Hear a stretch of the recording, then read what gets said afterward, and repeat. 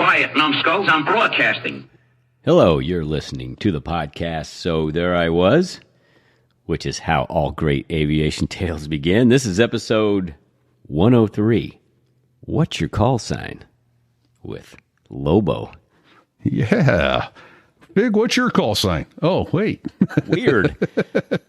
Yeah. Author of the book, What's Your Call Sign? Ben Taggart. How did he get his call sign, Lobo? Yeah. So Lobo was prior enlisted and went to flight school and said he was new to the squadron, wasn't really comfortable behaving like an officer yet, he says. Not entirely sure what that means, but he said it's a rather disappointing call sign. It's just short for lost boy. So Lobo. Could have been worse, right? Could have been a lot worse. Absolutely. There's a lot worse ones. And in fact, many of them with all sorts of bodily functions are covered in this week's episode. Gosh. Yeah, listen, this episode is not for the meek if you are not comfortable hearing some graphic bodily function stories, which are humorous, but can be graphic. Yeah. Graphic to the point of sex tapes, leaked sex tapes. There's been more than one. There was more than one of those discussions. How about that? That was weird. That just hit me. Yeah. Oh my gosh. What a funny book. Very, ingenious too. It's kind of in naval aviation history on how, call signs came into being and well written. And it's not just call sign stories. It's about how they, like you say, how they came into being and why they're important and the whole tradition behind it. And he's got a nice glossary in there, which I'm going to rip off and put on our website. Mm-hmm. It's really good. Yeah.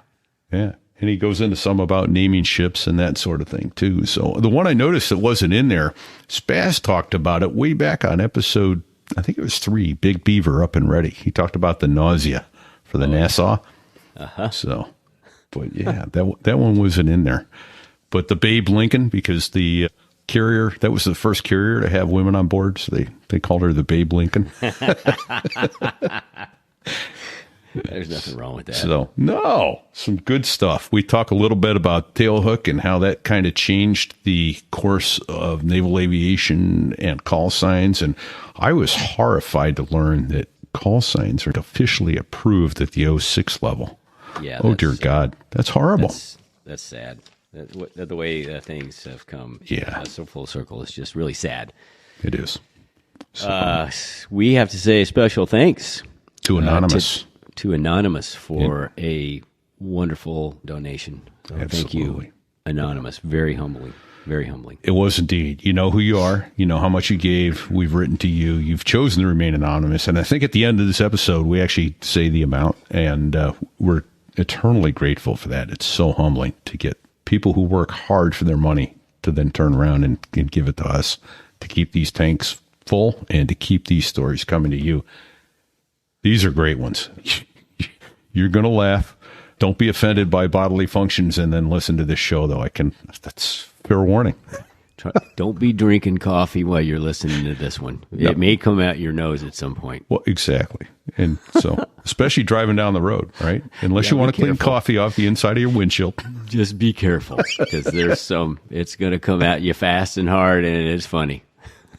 It is indeed. Let's get out of the way. Listen to Lobo. Don't sit on the ejection seat handle. And don't sit on the collective. Oh, shit. Don't sit on the collective. Here's a true story. That's about crossing a pond at night in the world's smallest cockpit, on the tanker, through the weather.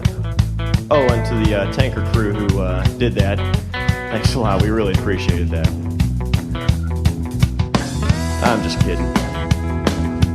No, I'm not.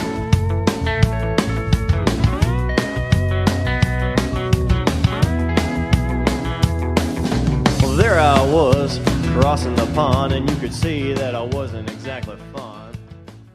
Hey, how you doing? So how does a guy get a call sign like Skittles by hanging out with another guy whose call sign is Rainbow? More questions like that will be answered in the next hour or so. All right. So welcome, everyone. This is So There I Was with Fig and Repeat. I'm in Kansas City. Where's my co-host? Whoa, home. Shit.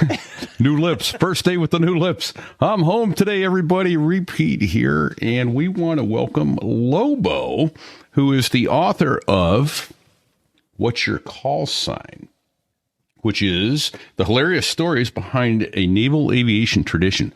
It's about 250 pages that you are going to need to wrap your ribs up before you sit down and read. This is one of the more outstanding books on naval aviation I've ever laid my eyes on. So welcome, Lobo. Brilliant book. Brilliant idea, sir. Thank you. Thank you.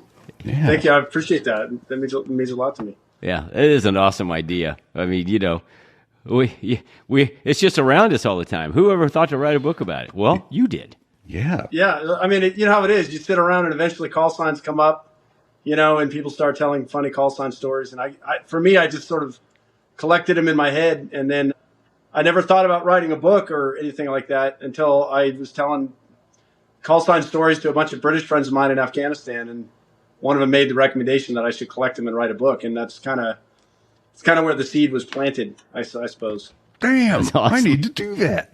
What part of Afghanistan were you standing when this took place? I was at HKI. I was in Kabul. Okay. And I was way outside. I was not flying at the time. I was an advisor at the Afghan Minister of Interior. Hey, so a lot of the dudes on my team were British. Okay. And so, I kind of adopted some of the British humor. But anyway, that's kind of where the idea of writing the book came, was just talking to these guys and just getting the encouragement. Hey, you should collect these and write a book. Hey, just curiosity for me, what year was that? When were you there doing that? So 17, 18. Okay. Yeah, I was also there in 14, and I was there in 2010. Okay, let's see. 2010, I was there, 9 and 10, flying out of Bagram. Then I did a couple touch and goes there in 14 because we were flying out of Kuwait at the time. But it was quiet there. I mean, it was quiet compared to 10 and 9. Yeah. All right. So Lobo is a Marine CH-46 uniform Charlie Whiskey 12 guy. So how did you get into aviation there, Lobo? I mean, I know the story, but tell everybody else. My dad was an A4 pilot in the Marine Corps. So I grew up, drawing airplanes on my tests and building airplane models, just obsessed with aviation. Shamelessly, I could lip sync to the movie Top Gun. I have no shame in that. But I grew up wanting to be the only honest helicopter pilot in the Marine Corps that'll say this out loud. But I wanted to be a jet guy. I wanted to fly F-18s. Yeah. And did not have the scores for jets coming out of Whiting North. So I got sent to Whiting South. Hey, there's my bird. Yeah, look at that beautiful beast. That's sex. That's pure sex right there in the sky. That is a beautiful animal. That helicopter right there was the catalyst that led to my prayers to please don't die. And then in my deal with God was I'd never get on a helicopter again after that. And I never have. Yeah, it was that. There was that one right there. I have the same deal, but it involves ospreys. But that's a different story. Yeah. Right. Yes. Right. So anyway, I think I'm digressing a little bit, but we had 46s on our flight line that had bullet holes in them from the Vietnam War. And one day when I was at the RAG, we pulled a patch off the inside of one of the aircraft. It was a flattened circle of Budweiser can that they had basically puttied to the inside of the aircraft and painted over. No. So the Frog had a lot of heart. They'd been around for a long time. Field expedient patch. Yep. So anyway, I got selected for Frogs. I asked for Okinawa because I always liked the idea of living overseas, and so did most of my flying in Japan. Nice. So, what was your commissioning source? You were prior enlisted. Yeah. I was a prior enlisted guy. I was a reservist. Didn't do much in the 90s with myself. Just kind of floundered, and then towards the end of the 90s, got my act together. Got serious about school, and so I did that PLC program, and then kind of ran with it from there. Was lucky enough to go to TBS with an air contract. So nice. Yeah. That takes the sting out, doesn't it? A little bit. It really does. So, all right. But yeah. Let's see. Okay. Now we could talk about it.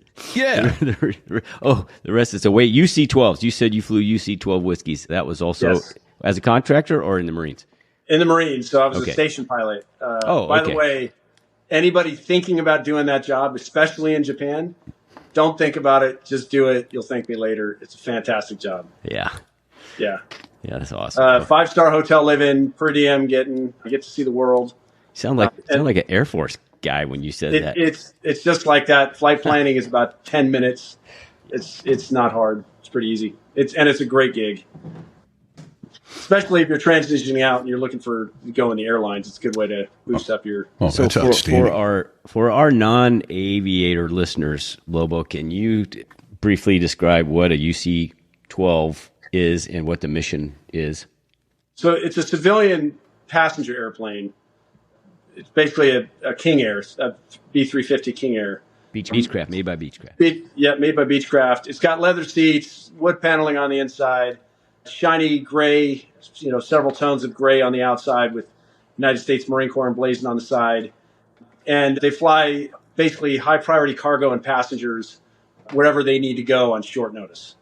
And a lot of that is VIPs, generals and generals and their wives and boxes of blood that need to get wherever they need to go in a hurry. So, but again, great gig because you're flying over Asia, getting real familiar with flying in ICAO. It's great. So ICAO stands for. I highly recommend it.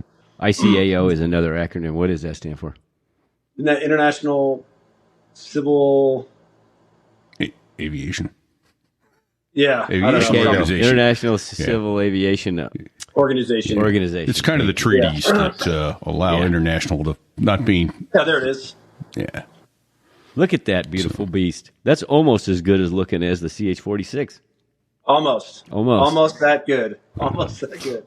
How many seats was it configured for when it was laid out like that with the leather and everything? 9 seats. So okay, but you couldn't necessarily always fill the 9 seats depending on the weight. Yeah, it's a small airplane. So, but yeah, I could carry 9 people. Nice. Okay, repeat. Back to your question. Well, yeah. So we want to. We're obviously the book is about call signs, but it's much more than that. It's about how the tradition started and that sort of thing as well. Right. But we have always talked about where one gets one's call sign. And sometimes it's right there in the ready room and it sticks. But even if that happens, it's generally made official at a kangaroo court. We've talked about our kangaroo courts here on and our infamous gavel that thanks to Tailhook had to be sewn permanently into a helmet bag, never to be seen again. Let's just say it was long and flesh colored. Yeah. It was the gavel. That was the Grand Wizard's gavel. Yeah. Yes, I picked up on that. Yeah. Oh my gosh, we had a pretty active. Well, let's just say we had a strong lieutenant corps in that squadron and took the bull by the horns and ran with it when it came to perpetuating the kangaroo court tradition. Absolutely. Yeah. Oh, that was awesome. So, but he writes in his book about kangaroo court, and I think it's a perfect description, Fig. You mind? Kangaroo courts, roll-ems, and call sign review boards. For the most part, naval aviators receive their call signs at kangaroo courts. You may have heard of kangaroo courts being used in oppressive countries where the accused are guilty until proven innocent. Well, guess what? Squadron kangaroo courts are similar. First of all who are accused are called guilty bastards. Before, during, and after their fair trial, these are various court assignments given to members. There are various court assignments given to members, and so we can talk about that now. But that is an excellent description of a kangaroo court. Fantastic. Yeah, the bureau should we cover a few of these? Official positions. I think it's different for every squadron, but for us the squadron CO was the King Tiger. Yeah. Because we were the Flying Tigers. And then I think the guest of honor, like sort of untouchable, was the Big Kahuna. That sounds about right. And I can't remember the XOs. The XO had an official position too, but he was sort of like he was the enforcer for the. Wasn't he Sergeant of Arms? Sergeant of Arms, yeah. Sergeant of Arms, or if you could come up with a a better synonym Yeah. than yes. And I only did 2 kangaroo courts during my entire career, but in both kangaroo courts, I found that the people that were put in charge of the defense, they were usually the dumbest, like dullest guy in the squadron. Sure. If there was somebody who was bad with public speaking, that was the defense. Of course. And then the persecutor or prosecutor was always the smartest, funniest guy in the squadron.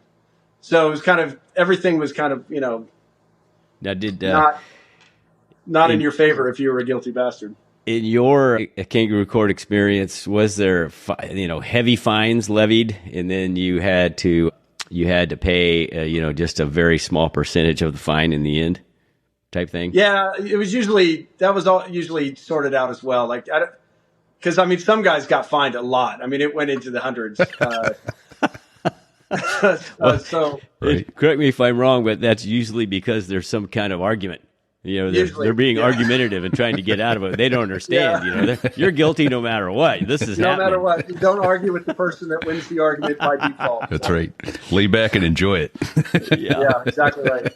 That was the experience at the kangaroo court, and we all wore our flight suits in different ways. We all had to wear our flight suits like all the way down to our belly button, and then all the captains had to wear gigolo, like bunch of gold chains and that kind of thing. You know what I mean? And we had like 262 yen in our pocket. We had our challenge coin. You had to have a white sock on one, foot, blue, green sock on the other foot or something along those lines. And of course, if you were out of uniform, you were fined. You got fines for every little infraction. And then if you had a fine, the worst part was somebody could keep fining you for the same infraction. It's not like there was any rule against that. No such thing as double jeopardy. Somebody else could call you out for it, and then you were just, you're going to be in a lot of trouble with your wife when you got home. Kind of thing, Right. Yeah. And then, so there was a prelude to it in the description. Rolls. Let's see. Kangaroo courts, roll'ems. So yin rolls. Did you guys do yin rolls? We didn't do yen rolls, but I will tell you this. So when I was in Djibouti when I wrote that section of the book. Okay. And I was working with SEALs, and one of the JTAC for the SEALs had been a Blue Angel. Okay. Right? This guy was freaking beast. Incredible dude. He wrote the bit about the CRG and the roll-ups. Okay. Because I've never witnessed that as a 46 pilot. I've never been on a big aircraft carrier and seen. We didn't do that in marine, rotor wing aviation. But yeah, so I got that from my buddy Dickens is his call sign. Okay. Great dude. Nice. Yeah. I can't give you his name though because he's a secret squirrel. So. Oh, that's okay. There you go. Yeah. Beautiful stuff. Here's the thing about call signs is the more you hate them, the more you hate your call sign, the harder it's going to stick. It's like super glue. And right. So one of the things you wrote in the book about that, and then I'll stop reading after that. But it's basically a moniker. So a call sign says you're one of us. More than anything else, call signs are about camaraderie and belonging. Try not to forget that when you read about LAMCHOP and FUNGUS. So I know FUNGUS is fuck you, new guy, you suck. Yeah. What's LAMCHOP? So LAMCHOP was a guy that just barely met the anthropomorphic measurements to be a jet guy. He was short. He was a pretty short guy. And apparently he had a complex about it, a Napoleon complex. And he hated it. He did not like being teased about his height. And so he got picked on mercilessly for it. Nice. And, they would do stuff like they would run the pedals all the way forward and the seat all the way down so that when he got into the aircraft, he could barely see. His head was just barely sticking out. Yes. One time they got the tallest crew chief to offer to help give him a boost up to the crew ladder, which he didn't appreciate. And then I think what broke the camel's back on him was somebody put the sticker's no step on the top of his helmet. And that was enough. That was enough to send him over. And so the call sign he got was LAMCHOP, which is little angry man can't handle our program. which is, laugh at yourself. Everybody gets a shitty call sign. That's the program, and he was having a hard time with it. So, LAMCHOP. I'm writing this down right now because that's a keeper. Little angry man can't handle our program. Oh man. Oh God, I've already got Can't tears. handle. Wait, what was the OP? Can't handle our procedures. Our program. Our program. Little angry my man God. can't handle our program. Yeah. And here's the dude. I mean, he's offended by it and all that, but he's an F-18 pilot, so Get over Doing all right. yourself, bro. Right? nobody's what do you, I don't know. Well, that's awesome. Now, listen, you said fungus, and I got a Marine buddy who works at the same airline I do, and his call sign's fungus because his last name's Moss. So that makes complete sense. Yeah. Well, there's some terrible call signs out there. I think the weirdest one is Gizzard. I don't know if you had a chance to read Gizzard. Yeah, guy's showing pictures of his sister. Well, hold on. So the guy's his dad is a plastic surgeon. Yeah. And he does breast enhancements and augmentations, things. reductions. One of the things he happens to he does vaginal rejuvenation operations. What? Right?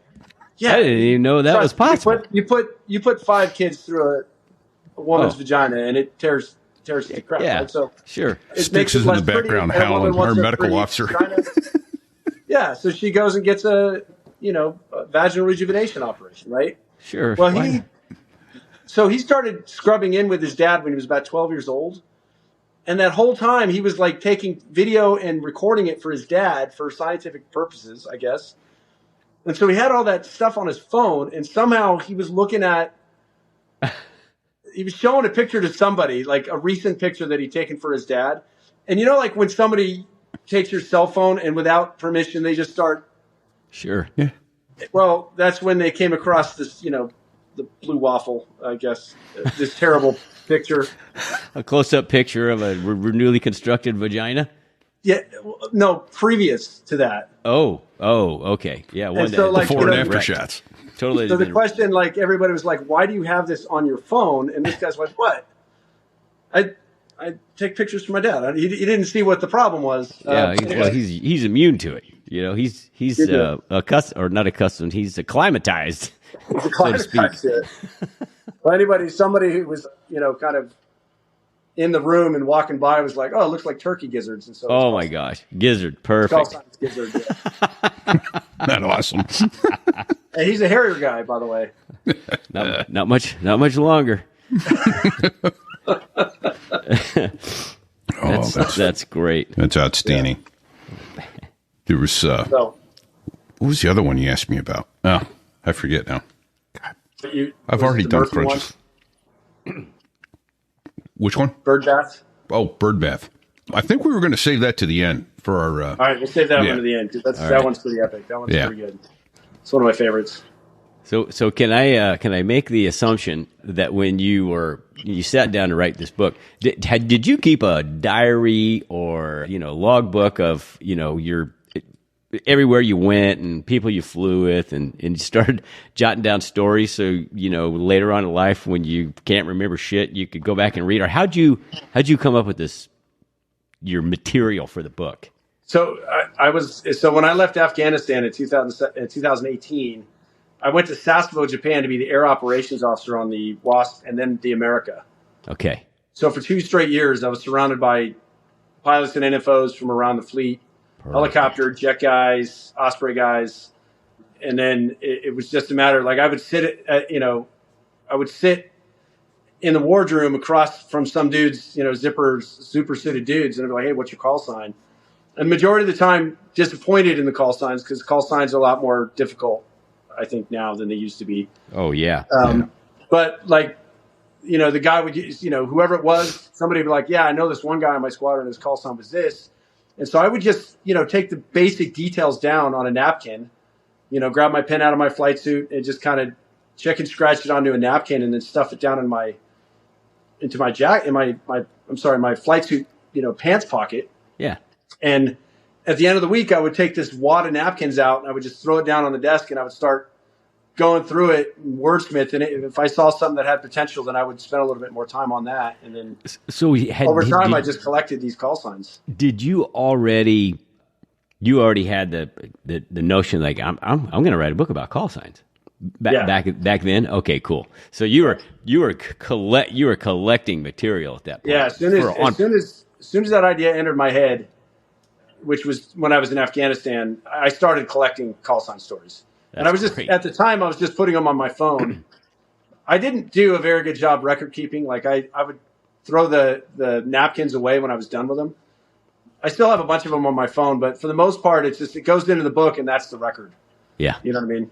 Yeah, that's pretty cool though. I mean, it's really, I'm envious that you did that because it's genius. And, that's kind of how this podcast that we're on came about. I was, we can all relate to the fact that, when you're not hanging around fellow aviators, like, my wife's, I would go to a function with my wife and there's absolutely no aviators, nobody involved in aviation there. Right. And eventually, and, you don't really like to talk about what you do because it sounds, what do you do? Well, so eventually somebody says, well, what do you do? And you start talking, and then the next thing you know, you got 13 people that are listening to every word you're saying because you're telling a story. So that's what kind of birthed this podcast because everybody's got great stories. We fly along and flying along at cruise and start talking to the guy I'm flying with, and he starts telling stories, and you're at a hotel bar and you talk flying stories, and everybody's got great flying stories. We got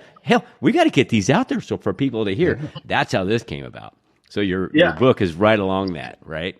Right. And the way I look at the book is it's sort of my kind of a love letter to naval aviation and like the culture of naval aviation, like the sense of humor we all have, why we have such a weird kind of quirky sense of humor. I think there's some commonalities there. Sure. But I've always liked the sense of humor of naval aviation. I like the commiseration of, professionals in a job we all love doing, but it comes with a bunch of BS that we have to put up with. And so we all have that kind of common sense of suffering and pain and suffering and pain. And so, I don't know.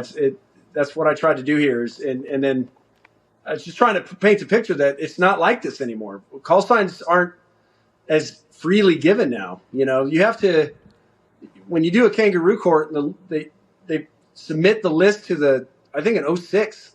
Oh my gosh. Oh dear and God. an 06 Make has to stop. prove it. Yeah. Isn't that something? And the reason is because, unfortunately, not everybody's been cool about the call sign things. And people have, issued some call signs that were, mean-spirited. Not like mean-spirited like all of them, but like really mean-spirited. Like, racist or one was like sexual harassment for this poor dude. And so like these became national stories. Like the Navy's got a problem with their call signs. Yeah. And, the CNO and the air boss are probably just like, God damn it. Right. Now we gotta police this, and so now call signs have to be checked through the door before you can get one. Well, I'm glad you brought that up because I was going to ask you about that. Because I heard you, and it changed. Well, we saw a big change during our time frame. It was post-Tailhook. Repeat and I were pre-Tailhook and then post-Tailhook, and boy, it got that's why we lost our squadron call sign. And our kangaroo court gavel had to get sewn permanently into a helmet suit or a flight helmet bag, so nobody could see what it was.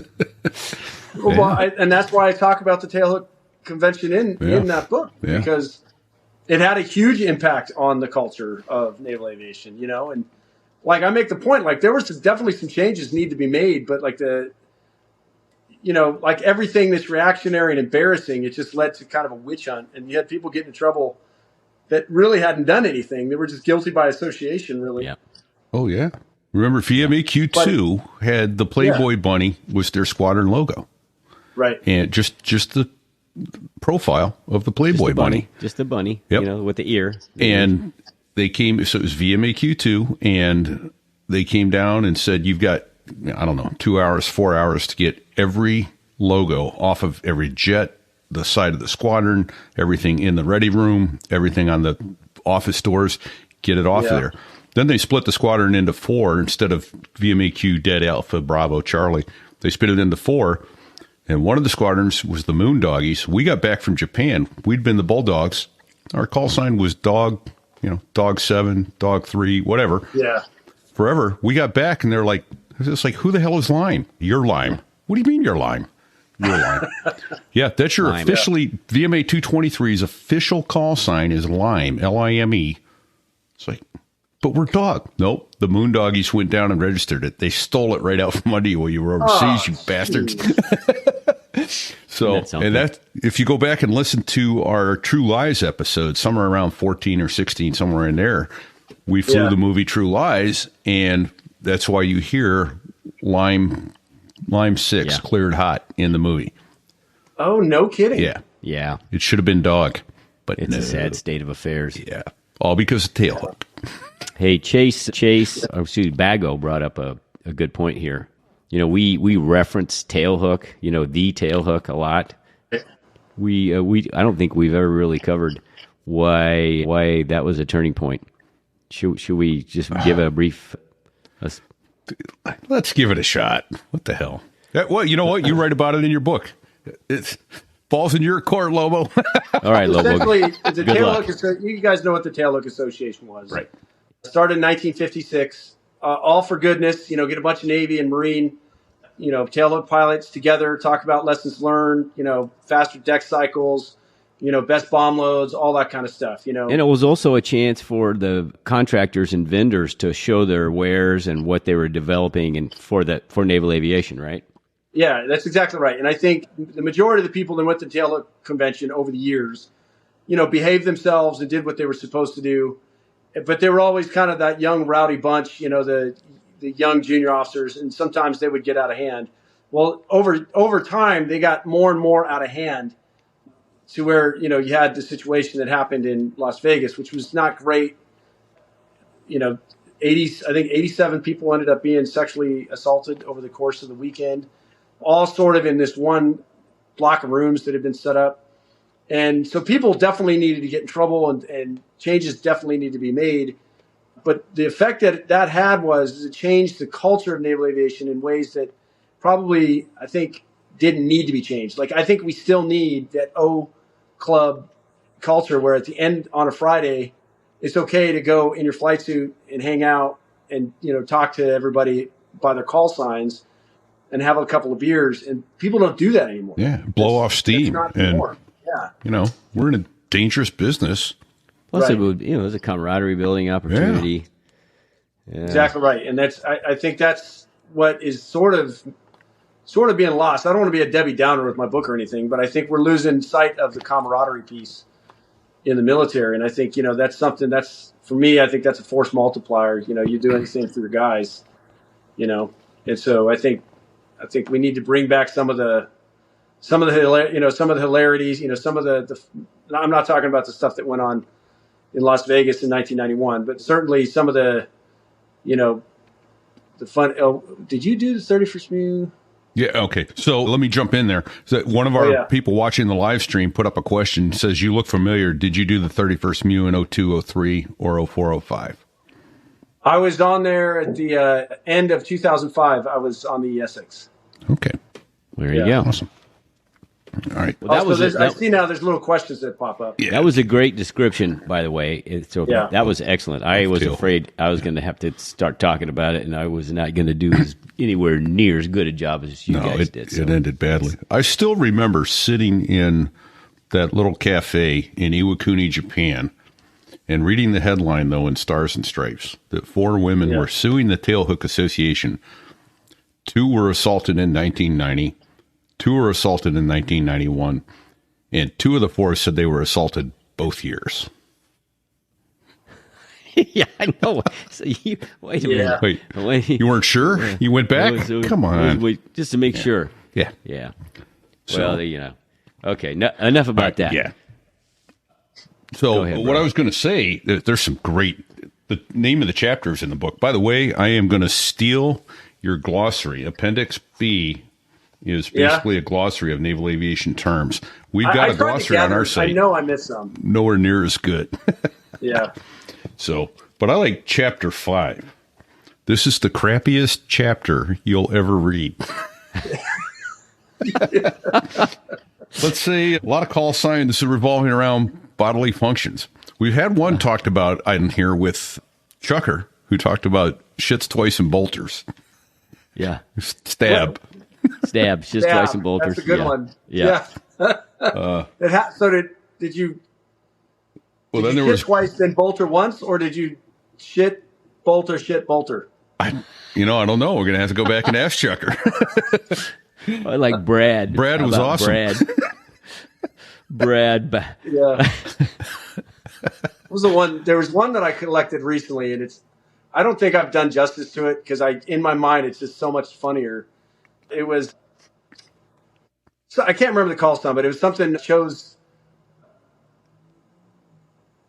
to go to the bathroom instead of going to combat. I can't remember the call sign, but the funny thing about it is the guy thought that he was going to make it back to the boat. Right. And he broke all the rules. He, didn't do the brake. He just went straight for the downwind and turned and, they called for an emergency. And they're like, what's the nature of your emergency? And it was like, it's physiological. And at the time, I guess the F-18 was having some issues with their oxygen systems. And so they're asking him like basic questions, like what color is the sky? How old are you? Because they thought maybe he was, having asphyxiation issues. Right. And so he comes in and he's on short final, holding out hope. And then he's just like, you can cancel the emergency. And he lands and he walks over, taxis over, takes forever to get out of the aircraft. And when he gets out of the aircraft, he's wearing only his boots and his flight helmet. And he's got everything else in his arms. And he walks, gets off the aircraft. He walks the edge of the deck and just chucks it into the water because he was so mad because he thought he had it. Yeah, he thought he was there, and yes. That's in the. I don't think I can do that one justice because the imagery has got to be. Oh my gosh! This guy that is just absolutely furious. You just triggered a memory and repeat. I don't remember who this was. He was in our squadron and it was a flight of 4. We were just out doing rake range there at Cherry Point, just dropping blue bombs. And he's like, hey, we got to go. We got to go right now. I got a thing and it's an emergency. We got to go. So we all joined up and we flew 500 knots back to the break and let him go first. He got in and I remember he like really was taxiing fast into the line, parked, canopy back, and he jumps out and he starts running and then he stopped. And then he walked. And we all started laughing. We were like, oh, he didn't make it, man. You could see his shoulders slump forward. And the thing is, it's so public. I mean, there's no hiding. No. Right? No, there's no hiding. Everybody knows what's going on in that one. Yeah. How about pitch or panda? Either one of those are good. Pitcher? Pitch. Oh, pitch. Pitch so or pitch panda? That's an acronym one. Yeah. So that's a guy who, when he got drunk, he would always go to the bathroom in the lady's head. Okay. So pitch stands for pisses in the chick's head. Dumbass. Yeah. Somehow manages to go in the male head when he's not drunk. Yeah. But when he's drunk, it's always the female. Well, here's how it is. And I totally get it. The guy's head's always, there's always more guys than gals. And the guy's head is always packed. And then there's nobody in the girl's head because there's not many. So you just go in there. Right? Yeah. I mean, I'm just assuming that was his modus operandi. But I mean, or not. I mean, he did speaking it for a enough. Friend. I don't know. I've never done anything like that ever personally. He did it enough that he got noticed for it. So Panda, I got to remember which Panda is because Panda was a C-12 guy. Yep, that's the one. I have to get back to you. So they were in Thailand. Yeah. Do you want me to read it? I can read it. Yeah, it's a short one. Read it. Yeah. Right. So the Navy and Marine Corps fly airplanes that are primarily used to fly sailors, Marines, and their families to and fro. They also move generals and admirals to important meetings in Thailand and other locales around the world. Among these aircraft is the venerable UC-12 Whiskey, also known as the B-350 King Air in civilian aviation. A C-12 pilot had flown some general to Clark Air Base in the PI, Philippines. And that night, he was out having a pretty good time with his co-pilot and crew chief on Fields Avenue in Angeles City. There was such a thing as too much of a good time, and this guy's fun meter was definitely pegged. After one too many San Miguel's, the C-12 pilot puked his guts out on the street in several high-velocity bursts. Instantly feeling a little more sober, he was ready for round 12. Since he came from the C-130 community, he didn't already have a call sign. A new call sign was bestowed. Panda.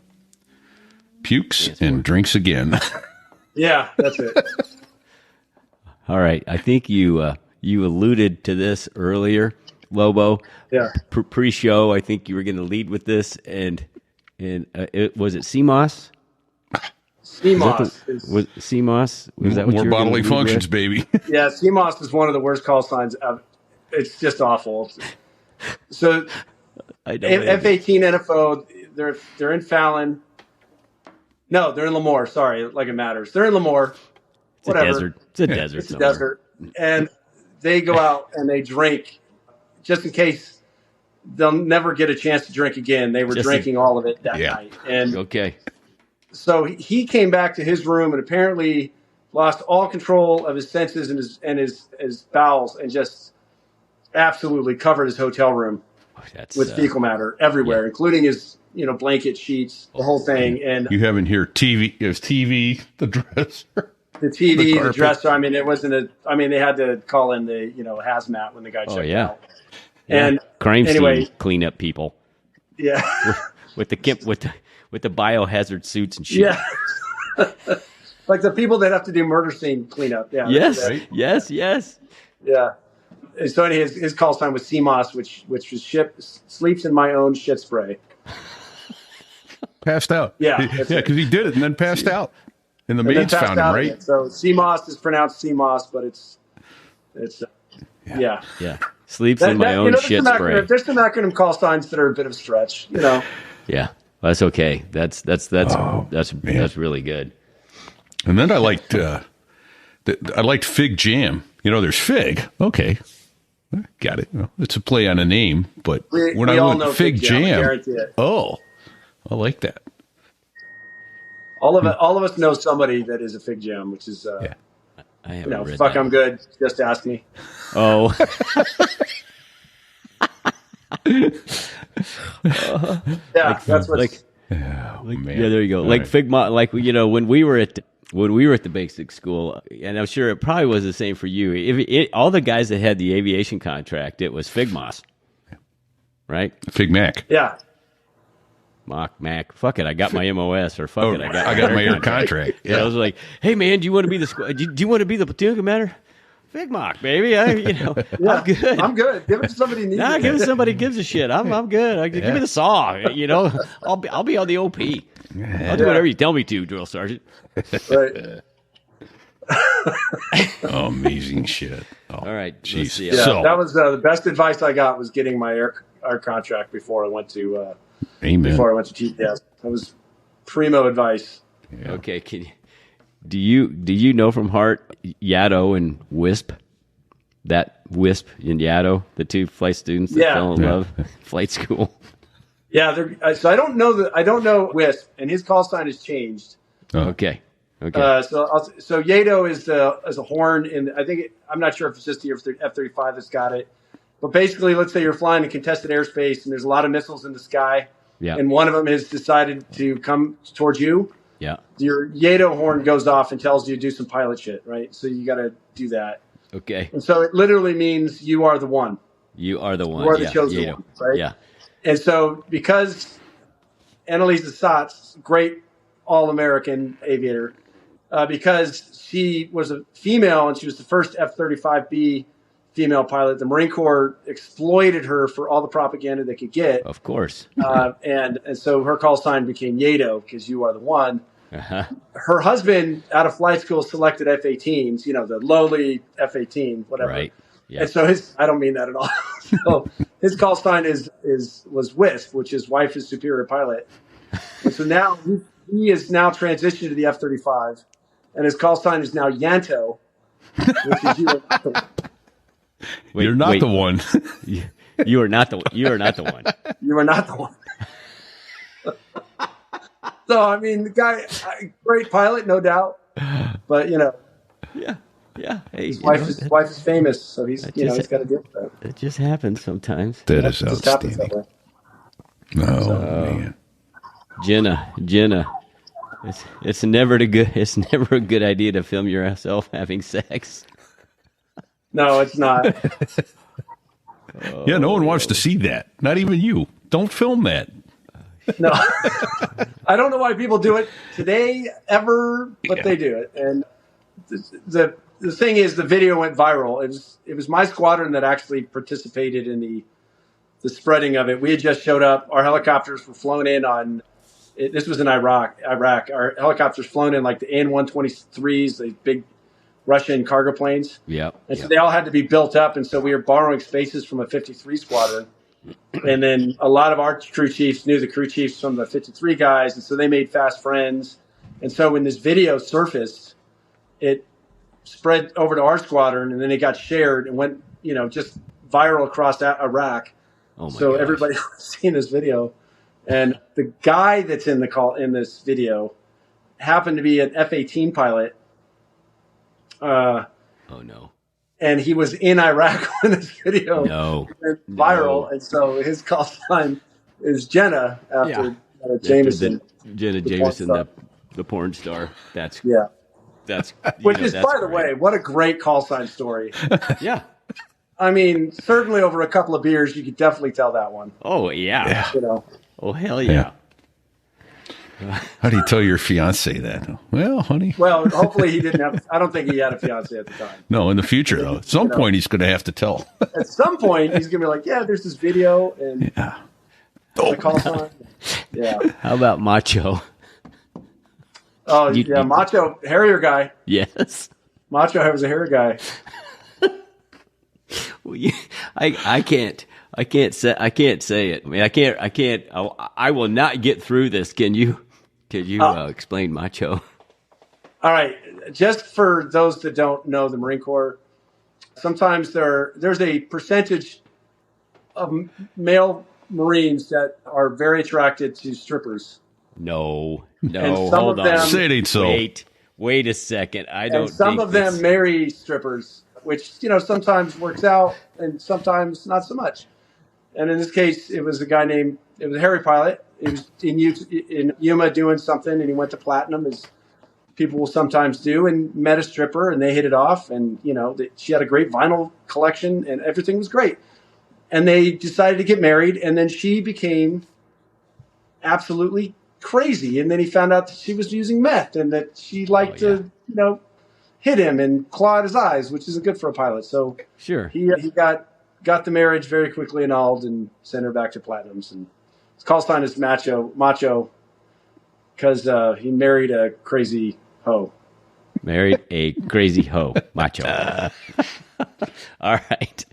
Well so said, Bago. That's it. let's step away from some of these awesome call signs for a second and focus a little more on Lobo's military flying career. So CH-46 is times two different tours, or just one. Kind of the end of the Frog era, beginning of the Osprey era, okay. and I chose not to make the leap. Okay, well, you made a conscious choice to say Conscious decision. I went off to EWS after I finished my one CH-46 tour. I'm sorry now, man, that is saying something when a frog pilot says another airplane is dangerous. well. Hey, the frog got hard, man. Hold on a second. I can attest. Listen. I'm with Lobo. I've said this. So am before. I. I'm just saying that's saying something, man. I was standing in formation at Officer Candidate School right there in front of the Potomac River, and there's a prototype of the OV-22 doing pattern work, and it crashed in the river right in front of us. Killed all three people on board. And I said note to self. That's a dangerous killing, whirling dervish. Stay away at all costs. I've had 3 rides in an Osprey, and the second ride I thought I was going to die. Say why? What made you? Because you're a 46 guy. You're I'm used to 46 almost guy. dying every day. What Every time you how take could off. Well, How 46 could you- guys don't like to brown out. So when we land, we land with some speeds so we can keep the cloud behind us. Okay. So that we can maintain visual with this thing called the ground, which gives that's us weird. reference and allows us to like not run into other Important things. not to hit that. Yeah. Yeah, and so that's the way we do in the 46, but apparently they don't do it that way in the Ospreys. And I'm sure there's an Osprey guy out there somewhere that's going to want to kill me for saying this. And like, I know that I'm not an Osprey guy, so I'm speaking out of my ass right now. But this guy lifted up into this hover and just stayed there in this goo for an inordinate amount of time, enough to where you're like, what are we ingesting in the engines right now? Like that amount of time. Oh, and I look across at the crew chief who's sitting across from me, and I just go like, bro, what's going on? And he's agitated. And so he runs up to the front, and next thing I know, I start to see the ground. I'm like, all right, I think we're going to be fine. Oh, and then the ground just rushes up at a very uncomfortable rate of speed. And this is how it dies. This is how it ends. Like I'm about to die. So we hit the ground, and we went right back in the air, and we flew right back to Djibouti and landed, and that was it. They fried both of the engines. Of course. The crazy thing is that we had gone out to drop 2 Marines off at a spot in the desert where there was another broken Osprey that had similar situation there. And so it was like, I was like, really? We're going to leave 2 in the desert in the same spot? Wow. So I don't know. Yeah. I could be wrong about the Osprey. I have limited experience with it, but it hasn't been great. So, man, sorry, guys. Yeah. How many hours did you end up with in the CH-46 Frog? That's a good question. Just give me close. Doesn't matter. I mean, I'm not. I'd say probably 700, close to 700. That's good. That's good for one tour. It was, yeah. It was, well, yeah. That's about right. That's some death defiance there. Yeah. I never crashed one. For reals. Okay, are you sure about that? Because we've had other helicopter pilots, including our friend Sticks, who's in the background here, say, "Well, I never really crashed. I mean, I never really crashed one. I mean, I had." Well, okay, there I auto. You never bent metal? Oh no, I bent metal. I never crashed. So, did you really never crash? Every time I landed, I was waiting for the crew chief to tell me that we were on deck because it was so smooth. I don't know what you're talking about. All right. Well, you must. Everybody that knows me is going like, "Oh, this motherfucker." That's all right. That's all good. Lion ass bitch. All right, so you did a tour in the Frog, and then 2004 to 2008. And then did you stay in Okinawa and do another tour? I was Okinawa 2004 to 2008. The last year I was stashed at the MAG. It's a long story. And then I went straight to EWS at Quantico. And then are you saying EWS or AWS? EWS. It's no longer AWS. It's Expeditionary Warfare. Expeditionary Warfare School, yeah. Okay. So I went there, and then I hadn't been to Afghanistan yet, but I really wanted to go, so I volunteered to go back to Okinawa to go to 5th Anglico. Oh, yeah. And so I did a year and a half at 5th Anglico. Went to Helmand Province in 2010, which was best 7 months of my life. Nice. And then came back and started flying UC-12s. I asked if I could get a job there. My buddy was the XO at the Station Squadron, and he was like, "Sorry, man, we just don't have any spots." And then a week later, he called me and said a guy had just decided to retire, and so I got in. And so you were going to gloss right over this, but we're coming back to this Anglico. That's kind of a big deal. Yeah. So I mean, we know what the acronym means. Would you define the acronym for our non-familiar listeners? Sure. It's Air Naval Gunfire Liaison Company, and we attach to units that are under the umbrella of Marine Corps fire support, whether it's air or surface fires or naval surface fires, and we provide that subject matter expert to whoever's getting the support. Whether in my case it was with the Brits in Helmand Province, and others it might be a U.S. Army unit or something along those lines. So and it's a fairly small organization, yes? Pretty small, yeah. At the time, I think we had 3 companies, 2 of which were reserve. I think that's still the case. Okay. So, and you got some pretty specialized training, correct? Yeah. So I mean, not really. I mean, it was just JTAC training, which is pretty specialized. I'll say that. But you go to San Diego, they teach you all about how to call them naval surface warfare. Yeah.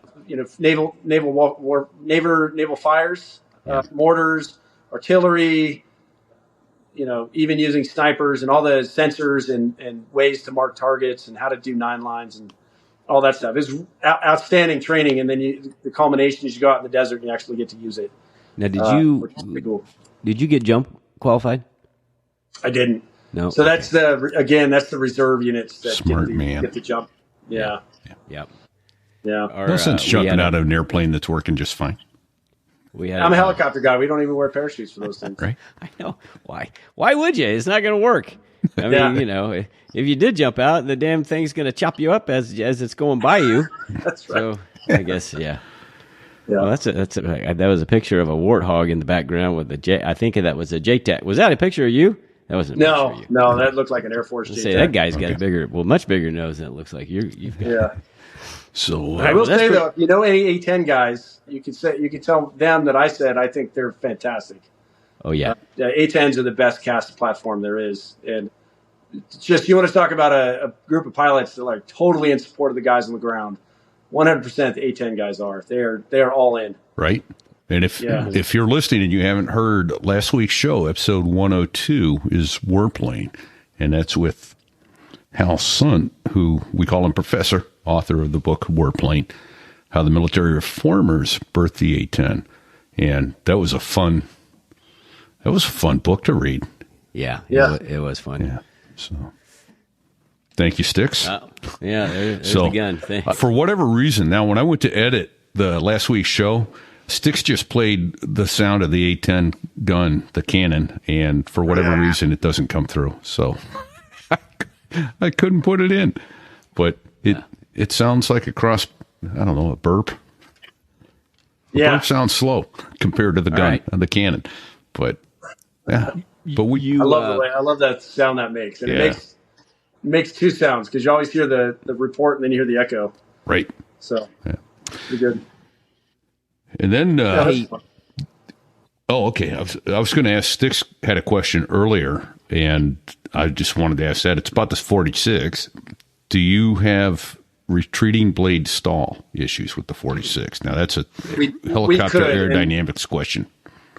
We could, if you push the airspeeds up, I think we had 145 knot airspeed limitation. Okay. We usually flew it around 120 knots was the norm. Okay. But even at 120, depending on which way the wind was blowing, I mean, you could start to feel like kind of a sagging in the back, and you just knew you had to either, yaw it or slow down a little bit. Okay. But yeah, that wasn't one of the ones that I really was that afraid of because you just kind of slow down if you get into retreating blade stall. It's not really that big a deal. Oh, okay. Well, it wouldn't snap roll like the.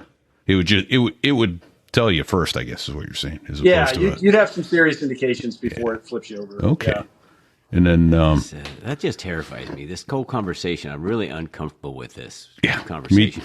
As am I. I get going too fast, and I got to. And this could be that terrifies me. Yeah. I'm so glad. Speed is life, unless you're in a helicopter.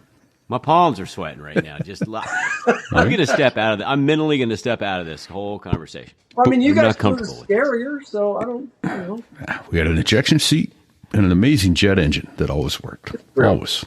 It did always work, even when it was falling. But we were chatting last week, and you were telling me about a malfunction that truly is terrifying with the 46. Can you talk about that? You thought you were getting that.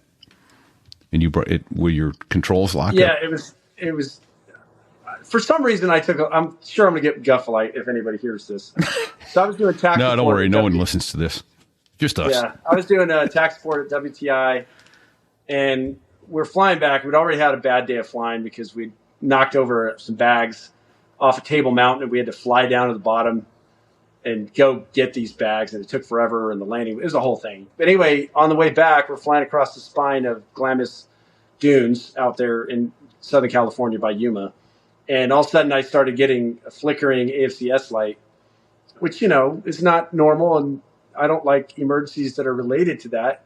So I paid attention to it, everything, no secondary indications, everything was fine. And then as we passed the dunes, I start to hear this rattling above me, and what's above me in a 46 is the forward transmission. So I'm now starting to think that, maybe the two are somehow linked.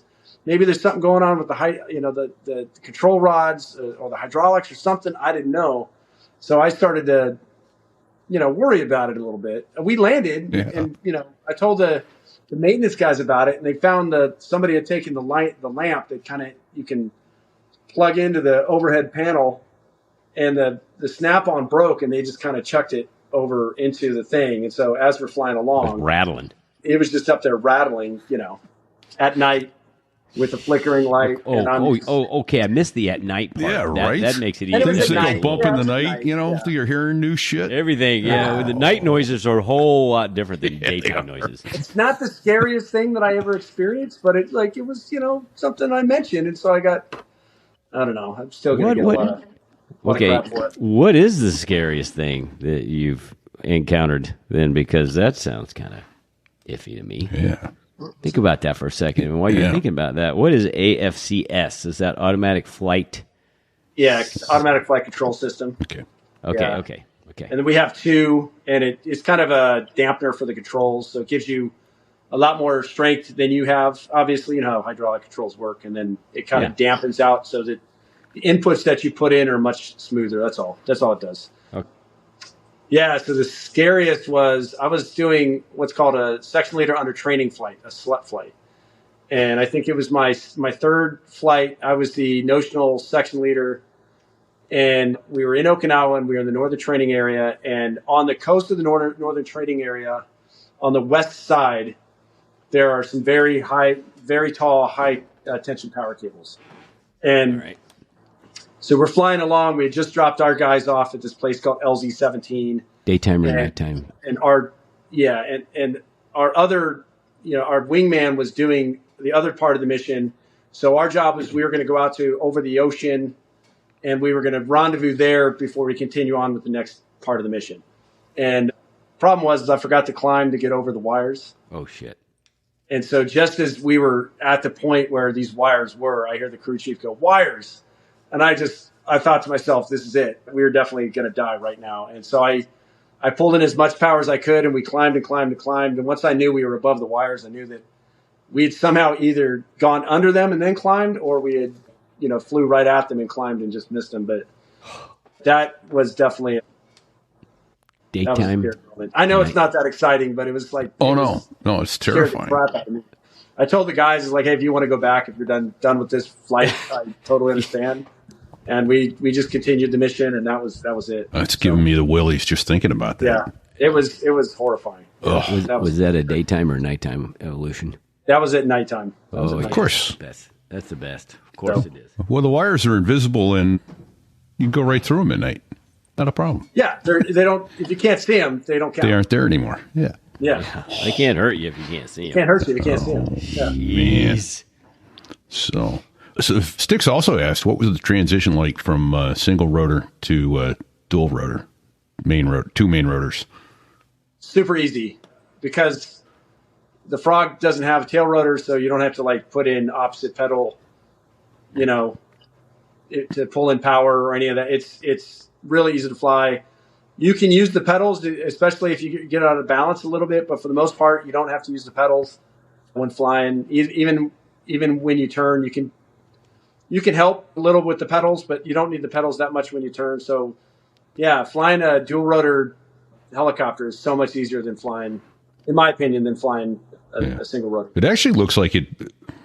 I wouldn't want to say overpowered, but with two huge rotors like that, I would imagine that it would climb pretty healthy. It does, but the Frog, as I knew it, in the time that I knew it, they were all really old. Gotcha. The engines were all overhauled for the most part. The thing that people don't know about the Frog is that every Frog we flew in the Navy and the Marine Corps was made up until 1964 when Boeing handed over the manufacturing rights to Mitsubishi. So all 207s are made by Mitsubishi to this day, and they still make them, and they do stuff overseas with them. But so all of our Frogs were all refurbished, some of them taken out of the boneyard, overhauled. I mean, they were all really old, and as such, they were underpowered. So it's, you're still dealing with two very small engines. They weren't that small, but they were small enough, and they were old, and just they kind of been way past their shelf life. So it got to the point during Afghanistan that they couldn't fly with more than the crew chief in the back. Whoa. Yeah. That's So kind of they defeats stopped- the whole purpose of having all those seats back there, doesn't it? Yeah. So So they stopped somebody- sending the frogs to Afghanistan just because the altitudes there were too extreme for the frog, especially in the heat. Like it did fine in the wintertime, but it couldn't like handle the heat. You know what I mean? So you were flying aircraft, honestly, they were built in the 60s, yes? Yes. And this is Older than me. Yeah. yeah. So these were 45 years old when you were flying them. 45 years old. Yeah, and they had, like you said, bullet hole patches from the Vietnam War. Right. Well, Yeah. some character. Yep. In fact, I think you said that pre-show. Tell about that, the patch that you found. Oh, yeah. The- The beer can patch? patch. The patch on the Yeah, the helicopter, patch. the skin patch. The beer can patch. Oh yeah. I was good. That's right. So when I was at the RAG, they were overhauling one of the airframes, and they had pulled off a circular patch that had been put over a bullet hole in Vietnam, and all they did was they cut a circle out of a Budweiser can and then puttied it flat onto the inside of this aircraft and painted over it. And I don't know what happened to it, but I'm hoping that somebody has that as a cool souvenir because that is an incredible souvenir. Now hold on. Let's remember this. The aluminum can that was made out of is much thicker aluminum than the cans are nowadays, right? I mean, Yeah. remember those cans were Yeah. legit. Yes. You weren't crushing those on your head. Right. Was it? So you had to like imagine the grip strength to get that hole out. I know, right? That's awesome. I'm guessing that wasn't a TSO'd aircraft part, which is an FAA term for, tech specs. And Probably not. Well, it was But field it's a Boeing aircraft. there you so. go. Field expedient. it was a field expedient Yeah. maintenance Right. effort, I'm sure, and they Yeah. they probably didn't have extra aluminum laying around. So Marines being Marines, they were improvising. Yeah. So And if it had held all that time, so I'd say it was a pretty good improvisation. I think they should have gone with the Super Frog, in my opinion. Okay. Just added a refueling probe, given it a third engine, better engines, same airframe. I think. Would have Instead been of prima. instead of the Osprey. That's just my opinion, though. Yeah. Well, My opinion doesn't mean anything, but I will say this: I don't know if you ever read a book. There's probably not. It's called Bonnie Sue. Might be some people out there who read Bonnie Sue. It's a great book. Okay. It's kind of a collection of after-action reports from CH-34 and CH-46 Marine CH-46 crews during the Vietnam War, and they're the most insane thing that you can imagine because you'll be reading and it's all in chronological order. And you'll be reading about two pilots that got shot down trying to, pull a wounded Marine out of the bush, and they had to spend the night in a defensive position with the Marines fighting off the Viet Cong. Right. So the next morning they get pulled out. And then that afternoon you read another after action, same day, same aircrew flying somewhere else. And you're just like, that's right. insane because we wouldn't have done that in Iraq. I mean, we've been shot down and rescued. Like we would have been off the flying schedule for at least a month. We have had the honor of interviewing. Yeah. Oh, look at that. Of interviewing several of the Marine Corps helicopter Vietnam guys, and they tell stories just like you're saying. They tell stories that you're like, what? What? Yeah. Did you just tell me? Yeah. So Bonnie Sue by Dennis McKee, MCKEE. So. Yeah, and as far as I can tell, it's just a collection, right? There's not a lot of wordsmithing to it. He just collected them and put them in, chronological. But when you read some of them and you're reading the same names over the course of a week, and you're like, this guy got shot down 3 times this week. Maybe take a break. Yeah, I don't know. Right? Yeah, give him a week of R&R or something. Just get him because his numbers come up 3 times. Yeah, it's like maybe chill. Yeah. And was it you was telling me some of the frustration of, for lack of a better word, the ROE over there was don't get shot down in any way, shape, or form. Avoid being shot down at all costs. Big time, and I think, it's the nature of the war we were fighting. It just wasn't a conventional war. And like anything that we could give the enemy that would be, propagandistic, like a downed aircrew, being paraded in front of the cameras, that would be bad. So like the whole thing was, stay above. We had to stay above 1,500 feet when we flew around, which was some of us. There was a debate over that because 1,500 feet, you're right there, and there's other weapons. Heart of shoulder it's fire. a different ways that you're opening yourself up to. Exactly then, right. So, Yeah. but we were kind then of it made it weighing harder, I down. imagine, to support some of the troops on the ground. So, Yeah. But yeah, it was great flying over there. I mean, I remember it was all at night, so it was all goggles, and like you just get so good at it because it's all you do. And so I think I learned more about flying in the time that I was in Iraq, and I was only there for 3 months, so I didn't get a lot of time, but it was pretty amazing the time I was there because it's like I said, it was flying all the time and long time. It's like 8 hours of flying time in a week, in a night. oh, That's a lot. Yeah, that is an awful long time to sit You just and talk like this when you're trying to go around for. Were you just hitting the different fobs? Yeah, it's like a bus service is Yep. the only way I can describe it. We had this knee board, and it had like all the stops we were going to make, how many packs we were picking up, how many packs Yep. we were dropping off, how many packs we had, available that we could still carry. Yep. And, a lot of the time we'd fly from one spot to the other, 12 times in a night because they were doing a rip toa. And so we were just moving a bunch of people from one place to the other. So that's kind of what we did. But it was great. It was a lot of fun because you got to fly in a way that you're not used to flying when you're back in the States or in Okinawa, and you just get really good at it. And then in the day when you get to fly for the first time after weeks of flying at on NVGs, and you don't have an NVG on your helmet anymore, it's like you feel like you're flying without a helmet because there's no weight up there. Yeah, and you've got unlimited field of view all of a sudden. And you can see everything. This is amazing. I should fly like this more often. Right. So Yeah, I can totally relate. yeah. Absolutely. Wow. So how much C-12 time did you get? Did we ask that? I don't No. think- Yeah, we didn't. I think it came out to about just under 500 hours of C12 time, Okay. somewhere in there. I bet that was fun flying around Southeast It was Asia. flying. I was not very good at it. I had a hard time with the landings. I think I was okay with everything else. Hold on, you could land a but I 46, but not the 12? Yeah, I was a little bit hard on the landing gear. I got to be honest with you. But it's funny. Like towards the last 6 months, I finally learned how to land it.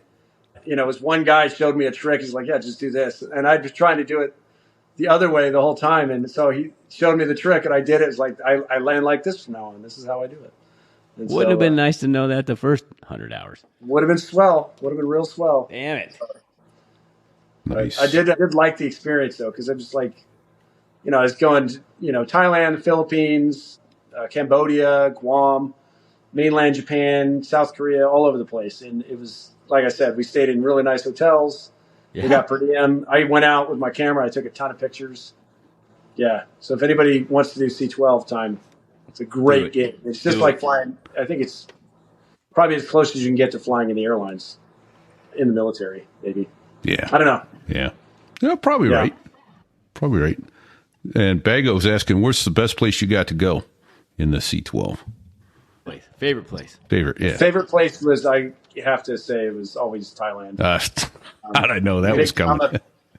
Yeah, I mean, I know. Beach. Thailand Beach. has that- Yeah, the Tropical beach. That's island. it for the beaches. Yeah, you get it. But no, I know that. I love Thailand. I just think Thailand's an amazing country. I mean, it was always an adventure flying there. We always came away with great travel stories. So yeah, Thailand was definitely my favorite place to fly in the C-12. Nice. Yeah. Nice. All right. We'd go down there and we'd be down there for weeks because we'd be down there for like Cobra Gold. I'm sure you guys have probably done a Cobra Gold in your days. What did we do? Cope Thunder, I think, was the one that we did. Cope North. Okay. Oh, no, we did. No, I think you're right. Cope Thunder. Cope Thunder was, but yeah. The Cope North was the thing we did down in Australia. Yeah. Yeah, Cope Thunder was around Thailand, right? That was Pacific. Yeah. It was, yeah. So, Or was it Alaska? and no, I thought that was Korea and Thailand, and it was all of Southeast Asia, really. Yeah, Big There's exercises. a big one that goes on. Yeah. Yeah, it's getting harder to do now because the Political The Chinese tensions, are everywhere world now. politics, yada, yada, yada. All right. Well, I'll tell you what, it's probably time we land this airplane. We can't thank you enough, Lobo, for taking time out of your day to spend time with us. And this has been great. Howl. Thank you so much for having me on. Howling with your book. I'm telling you, people, go get this book. You will laugh out loud reading the stories in here. What's your call sign? The hilarious stories behind a naval aviation tradition. And it's just much more than the call signs that we touched on, how one gets them, why they're important. And like I say, I'm going to steal your Appendix B with the glossary. We're going to get into there. So the guy on the cover of my book that's my roommate, and he's an Army captain. I thought that was you. Not me. Oh, that's my roommate. Yeah.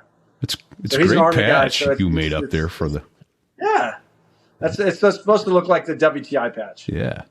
I didn't make that up. I found that on the internet. I tried to find the person that came up with it. Okay. And I know it's some Marine sergeant out there somewhere that came up with it, but I couldn't. But yeah, that's a great idea for a patch. Yeah. So instead of WTI, he's got WTF. Yeah. Real clever. I mean, I can't take the credit for it, though. Somebody else did that. Really good stuff. So, all right. Well, thank you. Thank you for your service. We really appreciate it. And thank you for this great and entertaining book. Yeah, thank you very much. Thanks for having me on. I really appreciate it. It's been fantastic. Yeah. Also, we need to thank our veterans, both active and retired and former active, and the families who did so much sacrificing in the name of freedom for our country. We really, really appreciate that. Any other thank yous out there, Fig? No. Did you have something else to add, Lobo? Oh. Because you might have got blocked. Right. No, I was just going to say I really enjoy the show, so I'm looking forward to diving into all the episodes. Oh, awesome. Well, in like we tell all of our guests, you will probably think of 5 stories you wish you would have told after we stop. So just write the bullets down. And, okay. And, we can reattack at another time. Absolutely. Yeah, that sounds good. Absolutely. We got to say thank you to Dave Hamilton and Backbeat Media, baby. Look at that. Absolutely. Backbeatmedia.com. That's actually where we get our bandwidth for this, correct? That bandwidth, that comes through Cashfly, which Dave has a relationship with, and Backbeat Media handles all our advertising. So we really appreciate that. We couldn't bring all these shows I think we cracked 6,000 listeners last week, Fig. Hey, that's fantastic. Yeah. So we're growing like crazy. Please share the show. Keep sharing the show so we can crack 7,000. We're having a ball bringing this to you. So we added maybe a couple acronyms to this episode. Absolutely. And if we didn't do a good job to define them for you, let us know. We have a glossary that has most of our acronyms, and I guess we're going to add a bunch more. Yeah, man. to our glossary. So let us know. So there it was.us/glossary.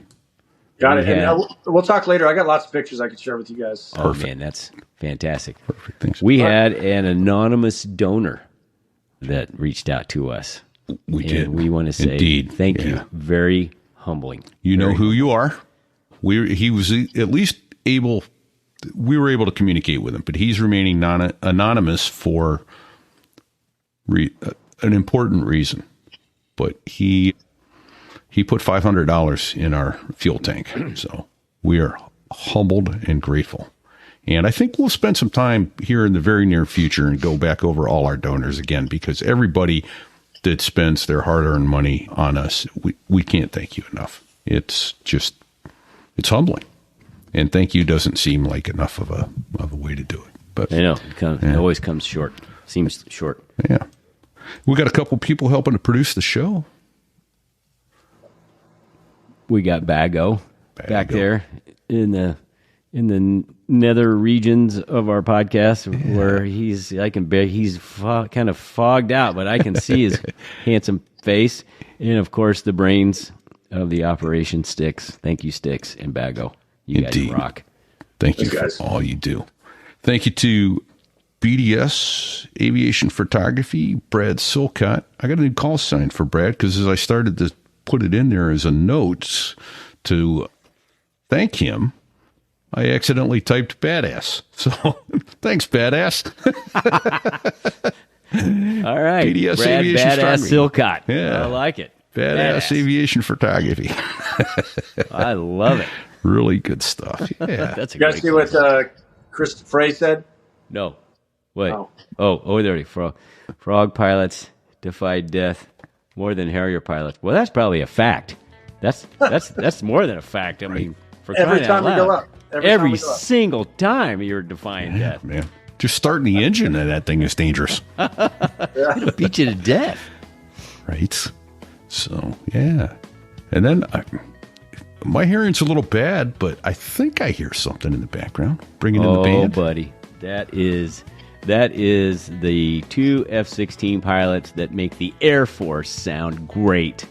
That is the Dos Gringos. Count Yeah. them. Uno, They got dos. 4 albums, and not one of them has a sad song. They're all awesome.